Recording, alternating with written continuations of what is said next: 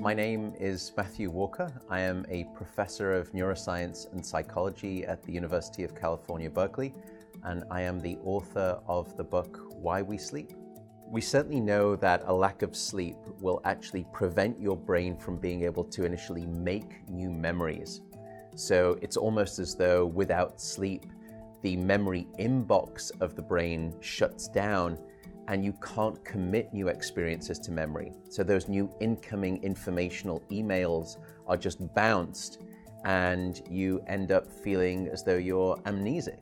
You can't essentially make and create those new memories. We also know that a lack of sleep will lead to an increased development of a toxic protein in the brain that is called beta amyloid, and that is associated with Alzheimer's disease, because it is during deep sleep at night when a sewage system within the brain actually kicks into high gear and it starts to wash away this toxic protein, beta amyloid. So if you're not getting enough sleep each and every night, more of that Alzheimer's related protein will build up.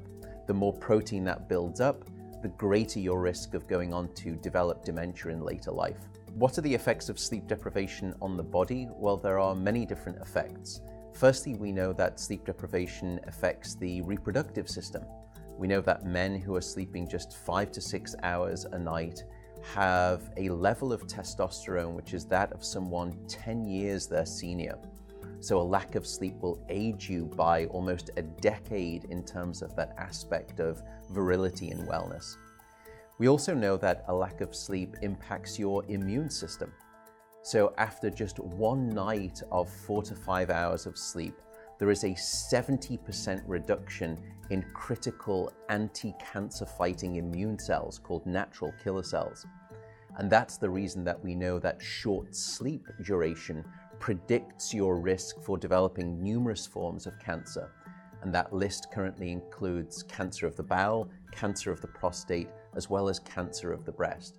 In fact, the link between a lack of sleep and cancer is now so strong that recently the World Health Organization decided to classify any form of nighttime shift work as a probable carcinogen. So in other words, jobs that may induce cancer because of a disruption of your sleep-wake rhythms. We also know that a lack of sleep impacts your cardiovascular system, because it is during deep sleep at night that you receive this most wonderful form of effectively blood pressure medication. Your heart rate drops, your blood pressure goes down. If you're not getting sufficient sleep, you're not getting that reboot of the cardiovascular system. So your blood pressure rises. You have, if you're getting 6 hours of sleep or less, a 200% increased risk of having a fatal heart attack or a stroke in your lifetime. There is a global experiment that is performed on 1.6 billion people twice a year, and it's called daylight savings time. And we know that in the spring, when we lose 1 hour of sleep, we see a subsequent 24% increase in heart attacks the following day. Another question perhaps is, what is the recycle rate of a human being? How long can we actually last without sleep before we start to see declines in your brain function or even impairments within your body? And the answer seems to be about 16 hours of wakefulness. Once you get past 16 hours of being awake, that's when we start to see mental deterioration and physiological deterioration in the body. We know that after you've been awake for 19 or 20 hours, your mental capacity is so impaired that you would be as deficient as someone who is legally drunk behind the wheel of a car.